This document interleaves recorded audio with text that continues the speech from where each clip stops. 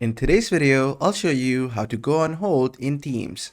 So for this, at first, what you have to do is just open up your Teams on any browser or just open up the app. Then just join the meeting which you want to put on hold.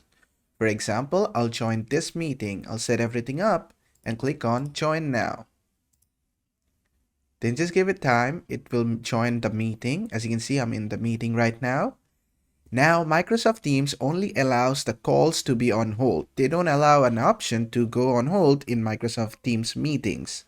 But there's a workaround for that. For that, what you have to do is come here and click on the Meet icon, the camera icon over here. Then you have to create a meeting link for yourself. So just click on this and click on, just put any name over here. So I'm just gonna name it Hold Meeting. And after that, just click on create and copy link. Then just give it some time. As you can see, the first meeting we have already joined over here is also on the screen. And the second meeting is over here. Now, to put the first meeting on hold, you just join the second meeting now. Just wait, just give it some time. Turn off the camera and microphone if you need.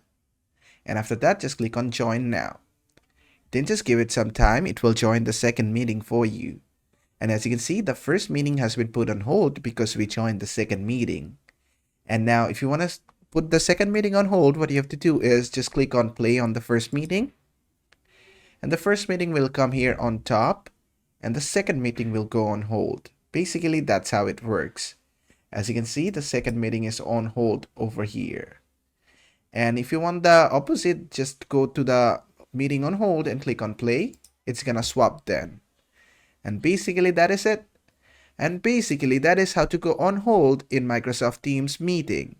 I hope this video was helpful. If it was, please give it a thumbs up and don't forget to subscribe.